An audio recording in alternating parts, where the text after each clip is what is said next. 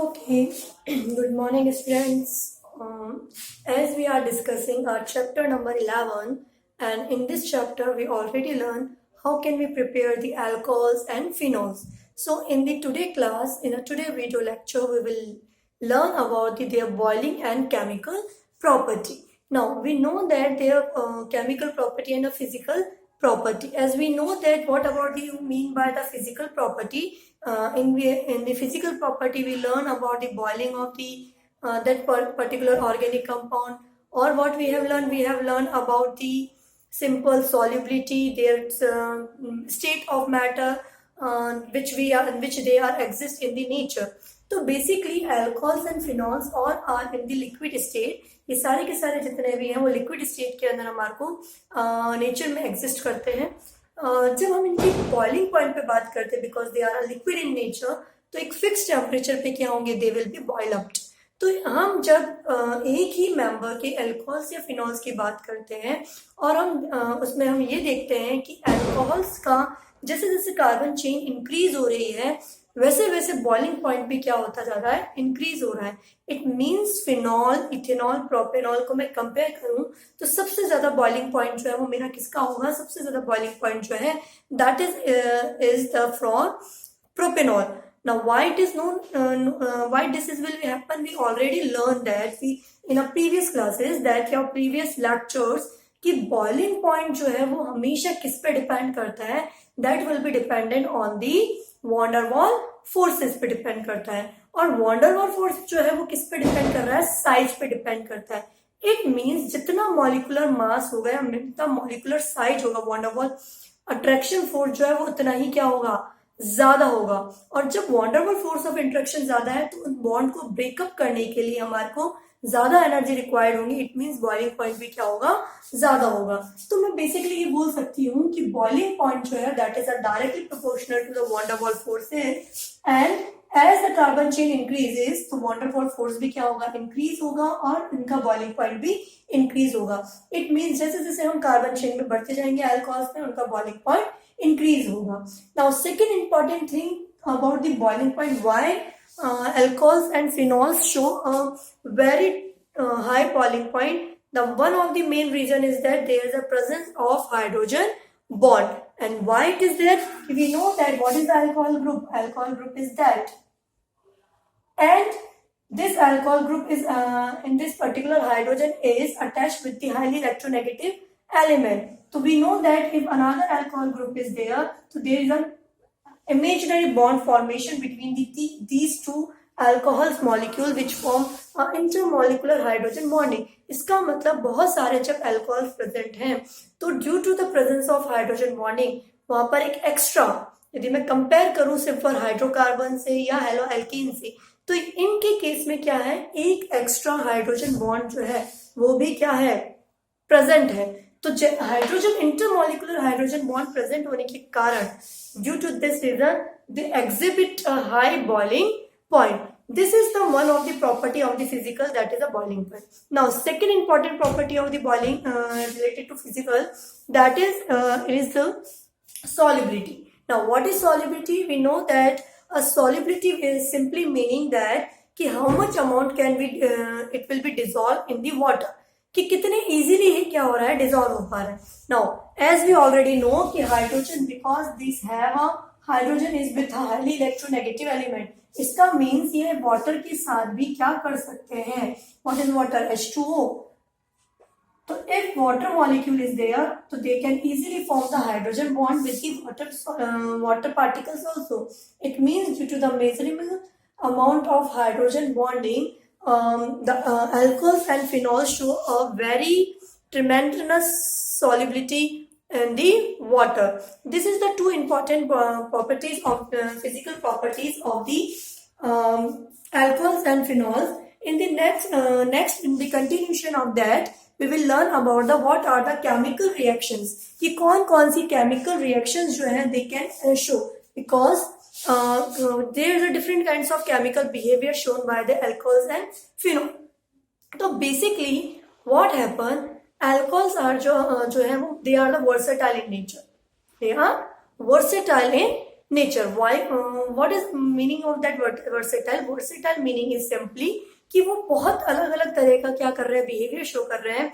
क्योंकि वहां पर हम बात करेंगे अभी कि जितने भी केमिकल है हमें मालूम है ROH, तो हम देखेंगे कुछ ऐसे अल्कोहल्स हैं या कुछ ऐसे रिएक्शन है जहां पर कार्बन एंड ऑक्सीजन का बॉन्ड ब्रेक होगा. The bond between the carbon and oxygen that will be break. कुछ ऐसी रिएक्शंस हैं जहां पर हम देखेंगे ऑक्सीजन और हाइड्रोजन का बॉन्ड ब्रेक होगा. It means alcohols gives the two types of reaction. One is the bond breaking due to the carbon and oxygen bond, and second is due to the carbon hydrogen bond. Now question arises, हम हमारे को ये पता है कि ये दो तरह की बॉन्ड क्या करेगा, ब्रेक करके क्या करेगा, इलेक्ट्रॉन अपनी केमिकल रिएक्शंस को प्रोसीड करेगा. नाउ क्वेश्चन अराइजेस कि क्यों ये कार्बन एंड ऑक्सीजन का बॉन्ड भी ब्रेक कर पा रहा है और ऑक्सीजन और हाइड्रोजन का बॉन्ड भी ब्रेक पा रहा है. तो बेसिकली इसका आंसर हम ये बोल सकते हैं कि जो अल्कोहल्स हैं वो दोनों तरह की तरह बिहेवियर शो करते हैं. They can act as a nucleophile as well as they can act as a electrophile. तो बिकॉज अल्कोहल्स जो है वो इलेक्ट्रोफाइल्स एंड न्यूक्लियोफाइल्स दोनों की तरह क्या कर रहे हैं, बिहेवियर शो कर रहे हैं, दोनों की तरह बिहेव कर सकते हैं, इसलिए वो दो डिफरेंट तरह की क्या दे रहे हैं, रिएक्शन दे रहे हैं. Now what is nucleophile? Let's look कि हमें मालूम है न्यूक्लियोफाइल्स क्या होते हैं. ऐसे रिएजेंट्स या ऐसे स्पीशीज जिनके ऊपर जो इलेक्ट्रॉन रिच है, यानी कि उनके पास बहुत ज्यादा इलेक्ट्रॉन है, they have a high density of the electron. या तो वो लॉन पेयर कंटेनिंग होंगे या फिर दे आर नेगेटिवली चार्ज. ठीक है, तो जब हम नेगेटिवली चार्ज की बात करते हैं तो हमें मालूम है अल्कोहल्स के पास क्या है, there is a presence of 2 electrons pair. तो R के पास हमारे पास मालूम है अल्कोहल में क्या है, 2 इलेक्ट्रॉन लोन पेयर है. और if there is a one species that is a carbocation और we can say any kind of positive ion is there, तो क्या होगा, ये पॉजिटिव आयन क्या करेगा, क्योंकि इस अल्कोहल के पास क्या है, लोन पेयर है, तो इट विल बी डोनेटेड. ये इसको अपने अल्कोहल जो है इलेक्ट्रॉन डोनेट करे. ठीक है, अब ये इलेक्ट्रॉन को जब डोनेट करा तो ऑब्वियसली इसने अपने इलेक्ट्रॉन डोनेट किए, यानी कि ऑक्सीजन के पास क्या आ गई, कमी. Oxygen will be become a deficient. तो जब ऑक्सीजन क्या हो गया, डेफिशिएंट हो गया. ठीक है, जब ऑक्सीजन डेफिशिएंट हो गया इसका मतलब ऑक्सीजन के पास क्या, ऑक्सीजन ने अपना इलेक्ट्रॉन दिया है, तो ऑब्वियसली ऑक्सीजन के पास क्या आएगा, पॉजिटिव. तो there is a bond formation between the oxygen and carbon, but oxygen contain a positive charge. And as we know, when oxygen contain a positive charge, it is very highly unstable. तो जब ये highly unstable, ये फटाफट से क्या करता है, H plus जो उसके पास में है, यहाँ से H प्लस यानी कि ऑक्सीजन और हाइड्रोजन का बॉन्ड ब्रेक होके और ये क्या देता है, एक हमारे पास कंपाउंड्स प्रेजेंट करता है.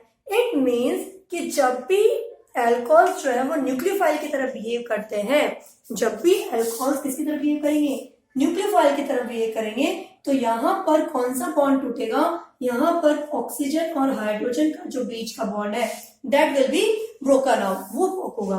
नाउ यदि ये किसकी तरह बिहेव शो कर रहा है, ये शो कर रहा है इलेक्ट्रोफिलिक की तरह. ठीक है, यानी कि अल्कोहल जो है वो electrophile. Now how it can be become electrophile, जबकि इसके पास तो लोन पेयर भी है. ठीक है, तो लोन पेयर है तो ये न्यूक्लियोफाइल की तरह तो इजीली बिहेव कर सकता है. लेकिन सर्टेन कंडीशन, कुछ ऐसी कंडीशन है जब अल्कोहल ग्रुप जो है वो इलेक्ट्रोफिलिक की तरह भी बिहेव कर रहा है, कि जब हम अल्कोहल्स की रिएक्शन सबसे पहले किससे करा देते हैं, उसको प्रोटोनेटेड कर देते हैं, यानी कि उसकी रिएक्शन हम किसी भी एसिडिक मीडियम में H प्लस के साथ कराते हैं, तो क्या होगा, सेम. क्योंकि यहाँ पे अल्कोहल के पास क्या है, लोन पेयर प्रेजेंट है, there is a bond formation, ये एक H प्लस अपने को देगा, तो ऑब्वियसली यहाँ पे क्या हुआ, RCH2 OH2 बन गया, ऑक्सीजन पे क्या आ गया, positive charge. Now this is the species which act as a electrophile. ये एक वो स्पीशीज है जो क्या कर रही है, इलेक्ट्रोफाइल्स की तरह बिहेव कर रही है. नाउ इफ जो कि एक इलेक्ट्रॉन डेफिशिएंट है, तो जब इसके ऊपर कोई न्यूक्लियोफाइल अटैक कर रहा है या कोई न्यूक्लियोफाइल आ रहा है, तो ये क्या करेगा भाई, क्योंकि ये अनस्टेबल है, तो ये फटाफट से क्या करेगा, कार्बन और ऑक्सीजन के बीच का बॉन्ड, क्योंकि और कोई ऑक्सीजन है, तो यहाँ से क्या है, ये अपना बॉन्ड ब्रेकअप करेगा. जैसे ही बॉन्ड ब्रेक करेगा तो इसके पास क्या आएगा, पॉजिटिव चार्ज. इसके ऊपर पॉजिटिव चार्ज आया, इसका मतलब ब्रोमाइड जो है इस कार्बन पे इजीली अटैक कर सकता है. तो फाइनली यहाँ पे क्या हुआ, कार्बन और ऑक्सीजन का बॉन्ड ब्रेक हुआ.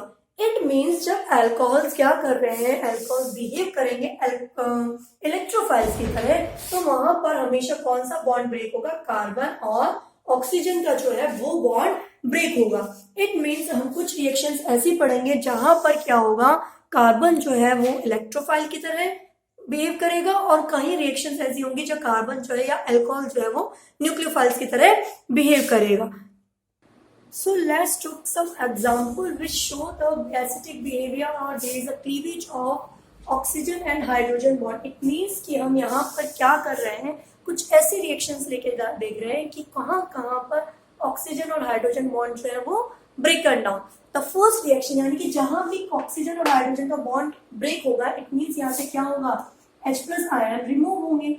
और जहां भी H प्लस आयन रिमूव होते हैं हम क्या बोलते हैं कि वो किसकी तरह बिहेव कर रहा है, एसिडिक की तरह या एसिड की तरह बिहेव कर रहा है. यानी कि जितनी भी रिएक्शन है वो शो कर रही है कि अल्कोहल्स जो है या फिनॉल्स हैं they are acidic in nature, कि उनकी नेचर कैसी है, एसिडिक है. द मोस्ट कॉमन जो रिएक्शंस होती है जो शो कर रही है वो पहली रिएक्शन की हम उनकी रिएक्शन किसी भी मेटल्स के साथ या किसी बेस के साथ करा दें. तो जब हम अल्कोहल की रिएक्शन किसी भी मेटल्स के साथ कराते हैं तो क्या होता है, यहाँ से है हाइड्रोजन, दो मॉलिक्यूल्स हम अल्कोहल्स के लेते हैं, hydrogen as a hydrogen gas remove होती है and this sodium this metals will be attached as a sodium alkoxide. तो basically this reaction is the same like a acid base reaction, जिसमें क्या होता है जब हम मेटल की रिएक्शन किसी एसिड से कराते हैं, ओके, जो हम एसिड की रिएक्शन किसी मेटल से कराते हैं तो there is a liberation of hydrogen gas and formation of salt. तो this reaction is same resemble with this. It means यहाँ पर क्या हुआ, H प्लस रिमूव हुआ as a and it will be liberated as a hydrogen gas.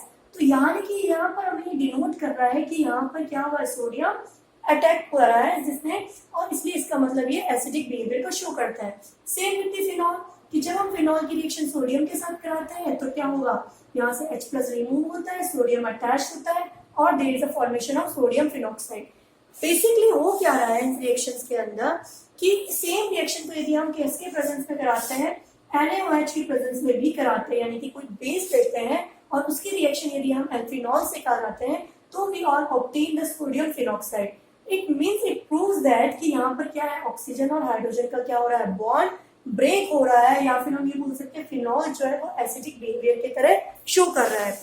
यहाँ पर हम ये भी बोल सकते हैं कि जो अल्कोहल्स और फिनॉल्स हैं वो क्या है, they are the Bronsted acid. What are Bronsted concept of acid और बेस, वी नो दैट कि ब्रॉन्स्टेड ने कहा था कि कोई भी ऐसा एलिमेंट या कोई सा भी ऐसा कंपाउंड जो क्या कर रहा है, H प्लस डोनेट करेंगे वो क्या कहलाता है, acid. And the compound which accept this H plus ion they are known as a base. तो बेसिकली हो क्या रहा है कि यहाँ पर हमारे पास क्या है, दिस इज आवर अल्कोहल. तो अल्कोहल में क्या किया, ऑक्सीजन और हाइड्रोजन का बॉन्ड यहाँ पर ब्रेक हुआ, ठीक है, और यहाँ पर मान लो कोई हमारे पास बेस है तो इस बेस ने क्या करा, क्योंकि यहाँ से ये H प्लस निकला तो अल्कोहल ने बेसिकली क्या करा, H प्लस डोनेट किया और इस बेस ने क्या करा, H प्लस एक्सेप्ट किया. किसकी प्रेजेंस में, जब ये बेस क्या है, बहुत ज्यादा स्ट्रॉन्गर बेस हम यूज करते हैं.